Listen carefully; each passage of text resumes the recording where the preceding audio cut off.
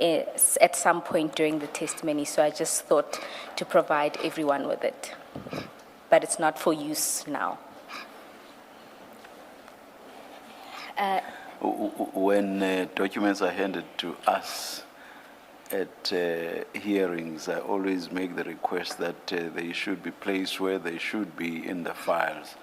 I noticed, I think yesterday, that some documents are in the pockets, file pockets on the inside covers, and that this is not always done. This is a request I've always directed at our attorneys, the Commission's attorneys. So it seems we have not always been assisted in this regard.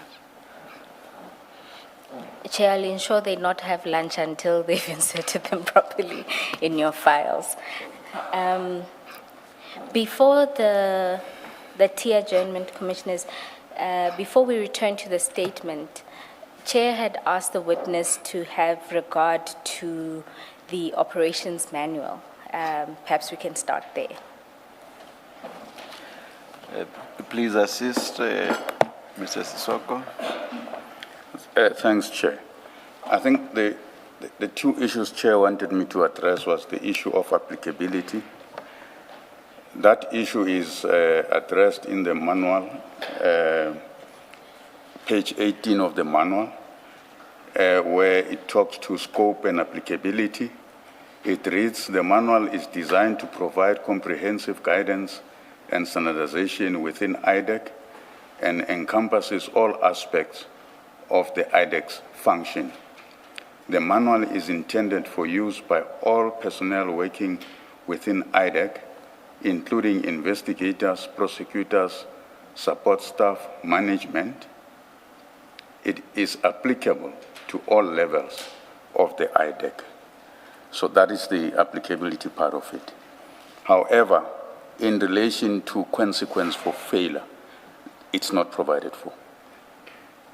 And I think I'd also asked a question about whether it provides for exceptions. Oh, yes. I couldn't find anything relating to exception in the manual. Thank you, thank you. Thank you, Chair. Mr. Sesoko, if we can then return to the section that you dealt with before the tea adjournment, and that relates to assisting Mr. Rapesu with the docket.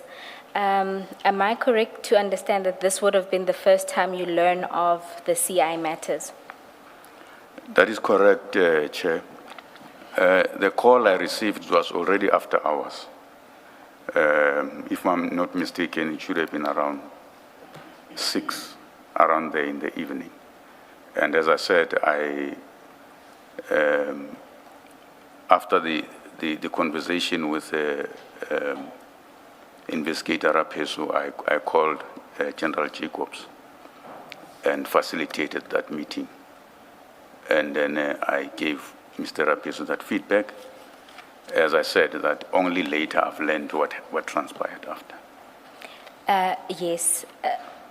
My interest is in when he tells you he's seeking these dockets, and he's essentially alerting you of this new investigation.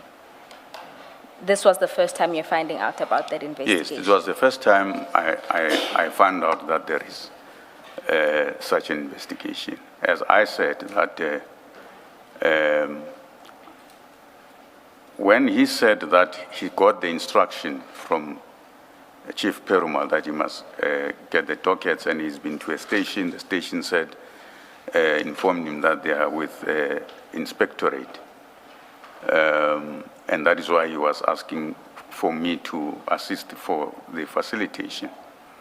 I assumed at the time that it must be authorized, because otherwise why would you go and look for the dockets without an authorization? But I did not have that discussion with him. All what I did was, because he's asking me to facilitate, I just facilitated that.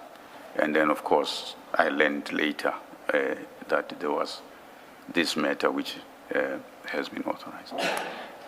So in this instance, you are now finding out that there is Chief Perumal is issuing instructions related to an investigation you know nothing about. Yeah. And at this time, Chief Perumal was reporting to you, is Yes. that correct? Did you then go to Chief Perumal and say, what is this investigation? Yes, I think subsequent to that, we would have had a discussion with Chief Perumal. And as usual, with these matters where he says, no, it's a matter that comes from ID's office, we're investigating CI. Oh, So that would have been subsequent to my discussion with Mr. Rapiso. In any event, I would have expected that Chief Perumal would brief me about it. But as I said, that it was a test conversation about it to say it's a CI investigation authorized by ID, and there is a team already working on it. And in this instance, did you then approach the ID to inquire about it? No, I did not approach the ID to Okay. inquire about it. Thank you. I think then you can move on in your statement. Okay. I assume then that you did not see the Section 27 referral. No, I did not see a section. I had not seen anything in relation to the matter at that point. I did not see anything in relation to the matter. I think the first time I saw anything about it, it would have been in one of the meetings where there was a presentation, if my memory serves me well.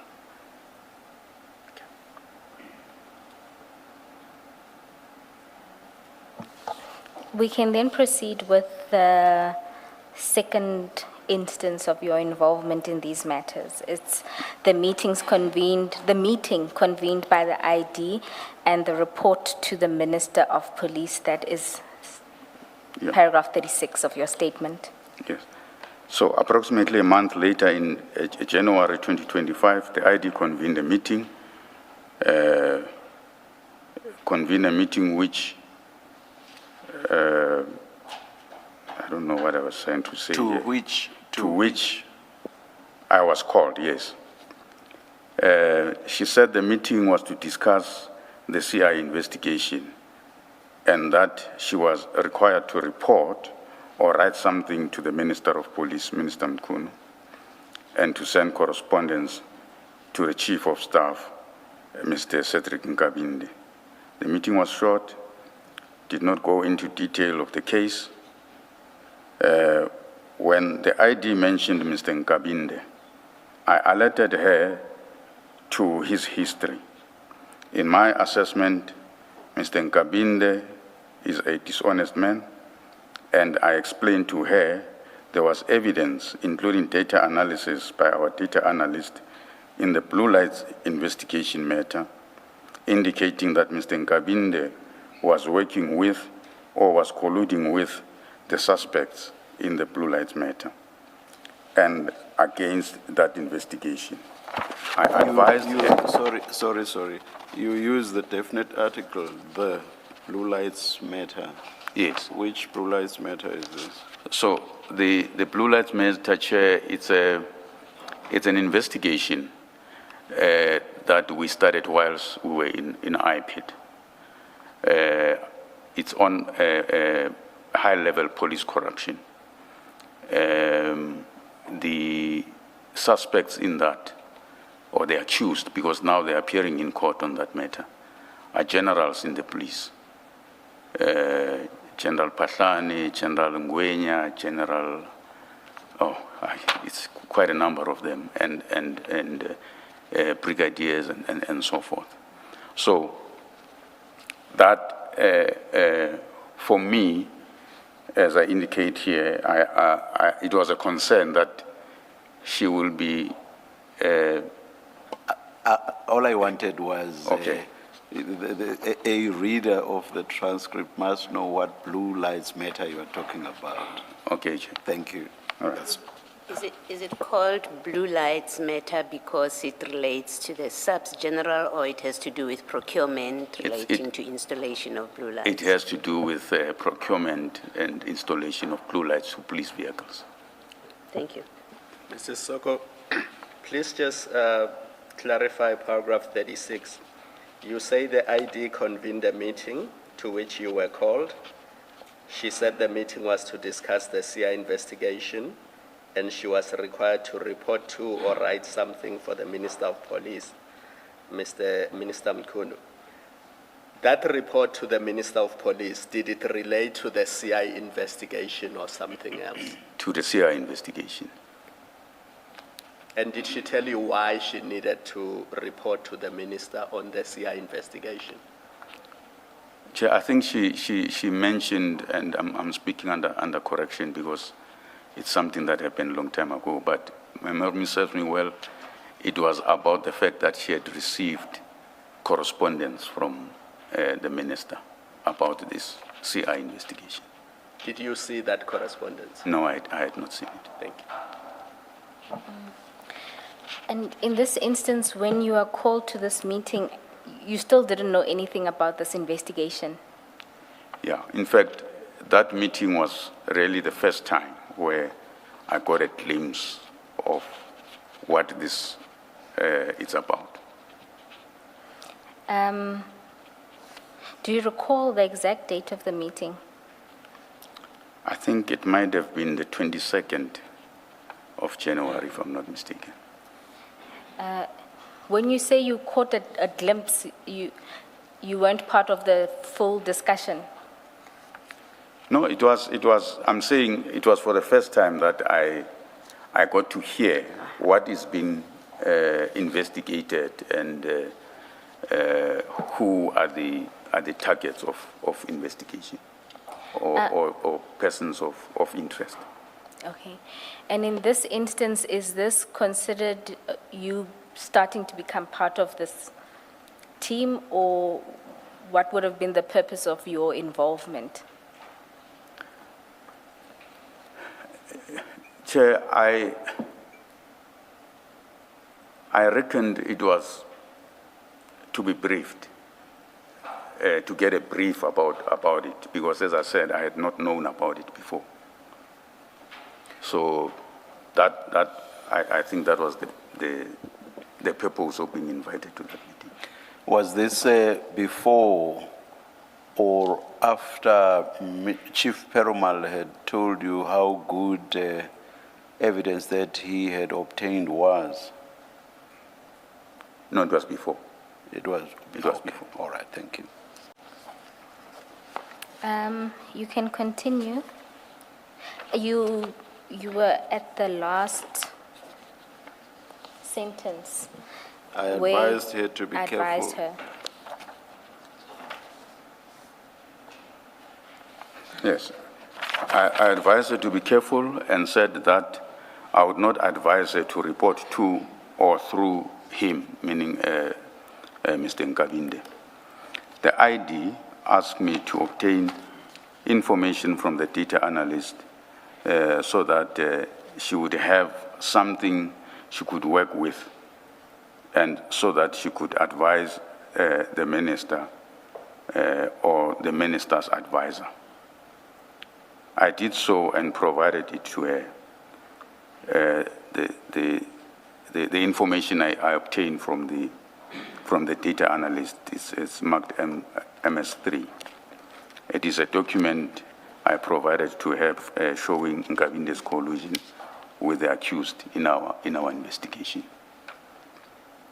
I understood that there had at one stage been a consideration to charge Mr. Nkabinde, but that this was not dealt with in the normal way. Ordinarily, even a matter received by the ID herself would be referred to me or one of the DDPP colleagues or the chiefs to evaluate whether it falls within the mandate and to advise her before she takes a decision. Here, the ID received the matter and it appears took the decision on it herself.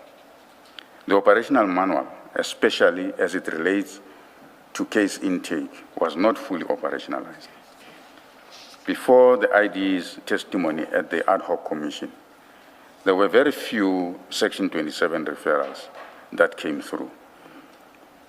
If they did come through, they would be received by her office. I specifically recall the speaker matter, where she called a meeting about the matter and instructed that it be considered and appointed a team to deal with it. Whereas with the CI matter, I only learned of them when they were already authorized. They were not discussed with me before they were authorized. I did not see Honorable Adams' Section 27 referral either. Even when Advocate Surunya asked me about it, I informed him that I did not see it. By way of context, on referrals generally, historically, most of our matters flowed from the Zondo Commission, Mpati Commission, and the Nugent Commission, in respect of which the former ID had already granted sweeping authorizations under the presidential proclamation establishing the ID. Attached is the presidential proclamation marked MS4. There was therefore no need for Section 27 referral. As per practice, most matters are referred to the DDPPs, who then prepare a submission to the ID for authorization. Most matters in IDEC space were authorized as a result of the presidential proclamation. The table below illustrates this point. So the table shows that the security cluster and commission matters are 137 in number, which represent 88% of matters that are within IDEC. And the other IDEC mandate, those are the matters that would have come either from other law enforcement agencies or through Section 27 referral. They are 18 in number, representing only 12% of the matters that came to IDEC. Mr. Sesoko. A matter, sorry, Ms. Paul. We now know that IDEC received a Medicare 24 referral. Where does it fall in your table? It will fall under the IDEC matters, IDEC mandate matters. Mr. Sesoko, you say that very few Section 27 referrals. From previous witnesses, what we heard was that there was only one other referral prior to this. Is that your recollection? And that would have been the speaker matter. And that the one that comes under Medicare would have been the third. No, as I said, I'm working from our register. This statistical information comes from the register. As I said, that these IDEC mandate matters, which are 18, would be matters that either come from law enforcement, which they refer to us, or they come as a result of Section 27 referral. The ones that are Section 27 referral that I can think of right away is like your speaker matter, your Project Golden, and which one am I missing now? Yes, the Medicare one. Does the register delineate with that number of 18 which ones were Section 27 referrals and which ones emanated from other law enforcement agencies? No, the register will show that these matters are the matters that came after those presidential proclamation matters, which are mainly from the Zondo Commission, the Mpati, and Nugent Commission. So in essence, the 18 is just matters that came after Yes. the commission matters? Yes. So they wouldn't have been authorized in terms of that proclamation. They would have been authorized in terms of your protocol, well, Yes. except for Project Golden and Yes. the speaker matter. Yes, and of course the CI matters.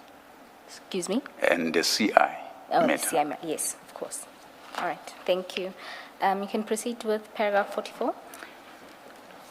After the ID gave public testimony at the ad hoc committee, the volume of complaints increased. My own practice on receiving a complaint, whether a Section 27 referral or an email from the spokesperson, Mr. Henry Matumani, is to assess whether it falls within mandate. If it plainly does not, I respond or refer it out if the position is unclear. If the position is unclear, I meet the complainant to establish whether it falls within the mandate. And if it does not, I refer it to the appropriate agency. This would be done by way of a memo to the ID with recommendations. Of the matters I have received, I recommended only one for authorization. Attached MS5 is the register of matters that went through my office or I became aware of. Of the 27 matters that were recorded in the register, 13 of them were received by me. I only recommended one for authorization. Chief Boy received 5 matters and Chief Perumal received 10 matters. At the time when the CI matters were authorized, I was on duty and no one was acting in my position. I went on sick leave on the 10th of November after I was kidnapped. Then Chief Perumal was appointed to act in my position until I returned to work on the 13th of January 2026. Just to understand, the matters that Chief Boy authorized, when would that have been? My apologies, Some of them would have been when, I think most of them is when I was on leave, if my memory serves me well. I think the register will be able to indicate, because it indicates when they were received. The MS5 would show when they were received, either by me or Chief Perumal or Chief Boy, and what was done with those matters.